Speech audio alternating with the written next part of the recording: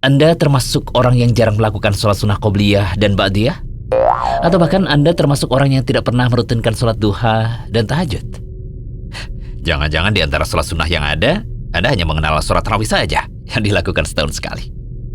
Baik, jika Anda termasuk ke dalam golongan orang-orang tadi, maksudnya yang meremehkan sholat sunnah, Anda perlu melihat penjelasan kami ini hingga akhir video.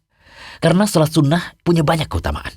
Bahkan di antara sholat-sholat sunnah yang ada sholat sunnah yang memiliki keutamaan yang tak ternilai harganya.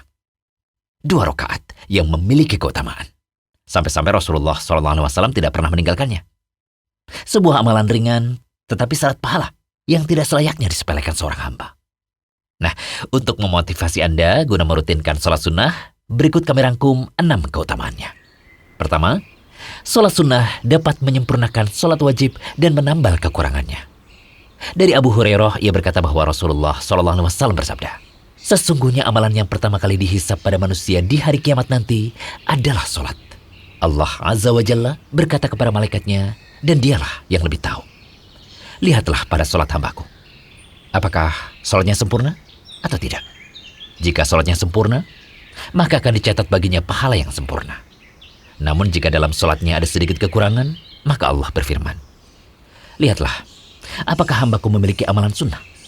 Jika hambaku memiliki amalan sunnah, Allah berfirman, sempurnakanlah kekurangan yang ada pada amalan wajib dengan amalan sunnahnya. Kemudian amalan lainnya akan diberlakukan seperti ini. Hadis riwayat Abu Daud, Ibnu Majah, dan Ahmad. Syekh Albani mengatakan bahwa hadis ini sahih. Ya, kita sadar bahwa sholat wajib yang kita lakukan pasti ada kurangnya. Entah gerakannya yang salah, bacaannya yang kurang tepat, atau bahkan tidak khusyuk ketika menjalankannya. Makanya kita dianjurkan untuk sholat sunnah rawatib guna menambal kekurangan sholat fardu kita. Keutamaan kedua, sholat sunnah bisa menghapus dosa dan meninggikan derajat. Ma'dan bin Abi Thalhah al-Yamari, ia berkata, aku pernah bertemu Thauban, bekas budak Rasulullah SAW. Lalu aku bertanya kepadanya, beritahukanlah kepadaku suatu amalan yang karenanya Allah memasukkanku ke dalam surga. Atau Ma'dan berkata, aku berkata pada Thauban, beritahukan padaku suatu amalan yang dicintai Allah. Ketika ditanya, Thauban malah diam. Kemudian ditanya kedua kalinya, ia pun masih diam. Sampai ketiga kalinya, Thauban berkata, aku pernah menanyakan hal yang ditanyakan tadi pada Rasulullah SAW. Beliau bersabda, hendaklah engkau memperbanyak sujud atau memperbanyak sholat kepada Allah. Karena tidaklah engkau memperbanyak sujud karena Allah, melainkan Allah akan meninggikan derajatmu dan menghapuskan dosamu. Lalu Ma'dan berkata, aku pun pernah bertemu dengan Abu Darda dan bertanya hal yang sama. Lalu sahabat Abu Darda menjawab sebagaimana yang dijawab oleh Thauban padaku. Hadis riwayat Muslim. Imam Nawawi rahimahullah berkata, hadis ini adalah dorongan untuk memperbanyak sujud. Dan yang dimaksud adalah memperbanyak sujud dalam sholat. Ya, cara memperbanyak sujud bisa dilakukan dengan memperbanyak sholat sunnah. Keutamaan ketiga, sholat sunnah akan mendekatkan kita dengan Rasul SAW di surga. Dari Rabi'ah bin Ka'ab al-Aslami radhiyallahu anhu, dia berkata, aku pernah bermalam bersama Rasulullah SAW. Lalu aku membawakan air wudunya dan air untuk hajatnya. Maka beliau berkata kepadaku, mintalah padaku. Maka aku berkata, aku hanya meminta agar aku bisa menjadi teman dekatmu di surga. Beliau bertanya lagi, adakah permintaan yang lain? Aku menjawab, tidak, itu saja. Maka beliau menjawab, bantulah aku untuk mewujudkan keinginanmu dengan banyak melakukan sujud, memperbanyak sholat.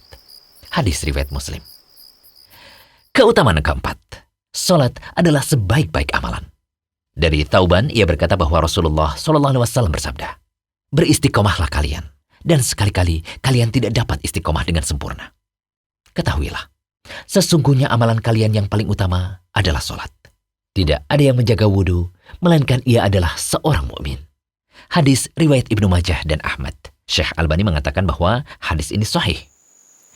Kemudian kelima, menggapai wali Allah yang terdepan. Orang yang rajin mengamalkan amalan sunnah secara umum, maka ia akan menjadi wali Allah yang istimewa. Lalu apa yang dimaksud wali Allah?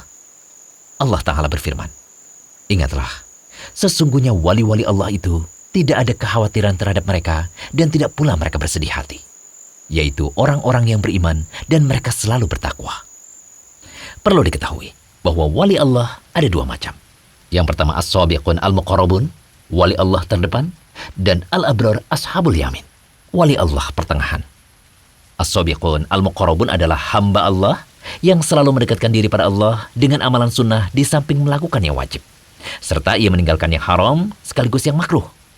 Sedangkan al-abrar ashabul yamin adalah hamba Allah yang hanya mendekatkan diri pada Allah dengan amalan yang wajib dan meninggalkan yang haram. Ia tidak membebani dirinya dengan amalan sunnah dan tidak menahan diri dari berlebihan dalam yang mubah. Mereka inilah yang disebutkan dalam firman Allah Ta'ala surah Al-Waqiah ayat ke-1 sampai 14. Keutamaan ke-6. Jika kita melakukan amalan sunnah, termasuk di dalamnya memperbanyak sholat sunnah, maka Allah akan memberi petunjuk pada pendengaran, penglihatan, kaki, dan tangan kita, serta doa kita pun mustajab.